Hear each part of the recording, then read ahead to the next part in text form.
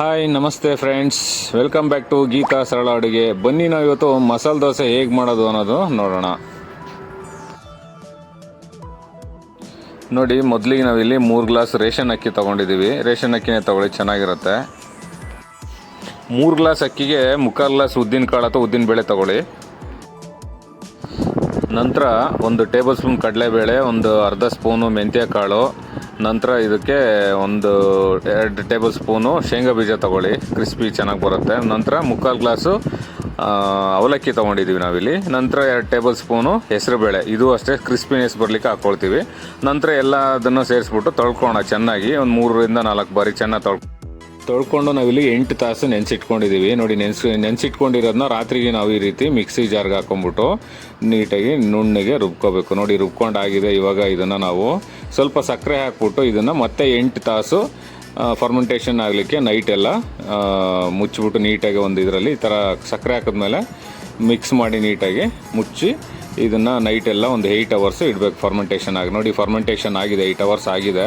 ಬೆಳಿಗ್ಗೆ ಎದ್ದ ತಕ್ಷಣ ನೀವು ನೋಡಿದ್ರೆ ಈ ರೀತಿ ಆಗಿರುತ್ತೆ. ಚೆನ್ನಾಗಿ ನೀವು ಈ ರೇಷಿಯೋ ಎಲ್ಲ ಏನು ನೀವು ಅವಲಕ್ಕಿ, ಉದ್ದಿನಬೇಳೆ, ಅಕ್ಕಿ ಎಲ್ಲ ಹಾಕ್ಕೊಂಡಿರ್ತೀವಲ್ಲ, ಈ ರೀತಿ ಮಿಶ್ರಣ ಕರೆಕ್ಟಾಗಿದ್ದರೆ ರೇಷಿಯೋ ನೋಡಿ ಈ ರೀತಿ ಬರುತ್ತೆ. ಎಷ್ಟು ನೀಟಾಗಿ ಉದುಗಿದೆ ಹಿಟ್ಟು, ದೋಸೆ ಹಿಟ್ಟು ನೋಡಿ ಈ ರೀತಿ ಸೂಪರಾಗಿ ಬಂದಿದೆ.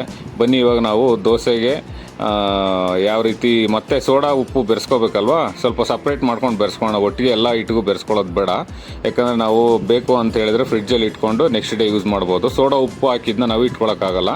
ನೋಡಿ, ಸೋಡಾ ಉಪ್ಪು ಹಾಕಿದ ತಕ್ಷಣ ಈ ರೀತಿ ಚೆನ್ನಾಗಿ ಮಿಕ್ಸ್ ಮಾಡ್ಕೋಬೇಕು. ಎಲ್ಲ ಸೋಡಾ ಮತ್ತು ಉಪ್ಪು ಚೆನ್ನಾಗಿ ಮಿಕ್ಸ್ ಆಗುತ್ತೆ. ಬನ್ನಿ, ನಾವಿಲ್ಲಿ ಹಂಚಿನ ಕಾಯಕ್ಕೆ ಇಟ್ಟಿದ್ದೀವಿ.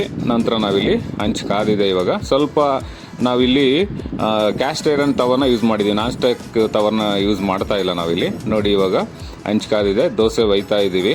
ನೋಡಿ, ಈ ರೀತಿ ಒಂದು 1.5 ಸೌಟಷ್ಟು ನೀವು ತೊಗೊಂಡು ಒಯ್ದು ಈ ರೀತಿ ನೋಡಿ ನೀಟಾಗಿ ಸ್ಪೂನಿಂದ ಈ ರೀತಿ ಮಾಡಿದ್ರೆ ನೋಡಿ ಎಷ್ಟು ಚೆನ್ನಾಗಿ ಬರ್ತಾ ಇದೆ ದೋಸೆ. ನೋಡಿ, ಟೆಕ್ಸ್ಚರು ಹಂಗೆ ಬರ್ತಾ ಇದೆ, ಕಾಣಿಸ್ತಾ ಇರ್ಬೋದು ನಿಮಗೆ. ನಾವಿಲ್ಲಿ ಮನೇಲೇ ಮಾಡಿರೋ ಮಸಾಲಾನ ರೆಡಿ ಮಾಡಿ ಇಟ್ಕೊಂಡಿದ್ದೀವಿ. ಸ್ವಲ್ಪ ಇದಕ್ಕೆ ಆಯಿಲ್ ಈ ರೀತಿ ಸ್ವಲ್ಪ ಆಯಿಲ್ನ ಮೇಲ್ಗಡೆ ಈ ರೀತಿ ಹಾಕ್ಬಿಟ್ಟು ನಂತರ ನಾವಿಲ್ಲಿ ಇದಕ್ಕೆ ಮಸಾಲಾನ ನಾವು ಇನ್ನೊಂದು ವೀಡಿಯೋದಲ್ಲಿ ನಿಮಗೆ ಮಸಾಲೆ ಹೇಗೆ ಮಾಡೋದನ್ನು ತೋರಿಸ್ತೀನಿ. ಬನ್ನಿ, ನಾವು ಮಸಾಲ ಮಾಡಿ ಇಟ್ಕೊಂಡಿದ್ದೀವಿ. ಈಗ ಮೇಲ್ಗಡೆ ಸ್ವಲ್ಪ ಪೇಸ್ಟ್ ಮಾಡಿ ಇಟ್ಕೊಂಡಿರೋದನ್ನ ಮಸಾಲಾನ ಎಲ್ಲ ನೀಟಾಗಿ ಇದಕ್ಕೆ ಹಚ್ಕೊಳ್ಳೋಣ ಮೇಲೆ ಎಲ್ಲ. ನೋಡಿ, ಈ ರೀತಿ ಸ್ವಲ್ಪ ಇದು ಮಾಡಿಕೊಂಡು ಸ್ಪೂನಿಂದನೇ ನೀವು ಈ ರೀತಿ ಎಲ್ಲ ಕಡೆ ಕವರ್ ಆಗೋ ರೀತಿ ಹಚ್ಕೋಬೇಕು, ಈ ರೀತಿ ಸ್ಪೂನಲ್ಲಿ ತೆಳುವಾಗಿ. ನೋಡಿ, ಇಷ್ಟು ಚೆನ್ನಾಗಿ ಬಂದಿದೆ ಮಸಾಲೆ ದೋಸೆ.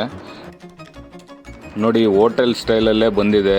ತಿಂದವರೆಲ್ಲ ಸೂಪರ್ ಅಂದರು. ನಮ್ಮ ಮನೇಲಿ ನಾವು ಮಾಡಿದಾಗ ನಮ್ಮ ಪಕ್ಕದ ಮನೆಯವ್ರಿಗೂ ಕೊಟ್ಟಿದ್ವಿ ಸೂಪರ್ ಅಂತೇಳಿ. ನೋಡಿ, ಈ ರೀತಿ ಬರುತ್ತೆ. ನೀವು ಸಕ್ಕರೆ ಹಾಕಿರೋ ಈ ರೀತಿ ಬ್ರೌನಿಷ್ ಕಲರ್ ಬರುತ್ತೆ. ನೋಡಿ, ಇವಾಗ ಚಟ್ನಿ ಜೊತೆ ಸರ್ವ್ ಮಾಡ್ಕೊತಿದ್ರೆ ಸ್ವರ್ಗಕ್ಕೆ ಒಂದೇ ಗೇಣು. ನೋಡಿ ಫ್ರೆಂಡ್ಸ್, ಈ ರೀತಿ ನೀವು ಮಾಡ್ಕೊಳ್ಳಿ, ತಿನ್ಕೊಳ್ಳಿ. ಹಾಗೆ ಲೈಕ್ ಮಾಡಿ, ಶೇರ್ ಮಾಡಿ, ನಮ್ಮ ಚಾನಲ್ನ ಸಬ್ಸ್ಕ್ರೈಬ್ ಮಾಡಿ, ಮರಿದೆ ಚಾನಲ್ನ ಸಬ್ಸ್ಕ್ರೈಬ್ ಮಾಡಿ.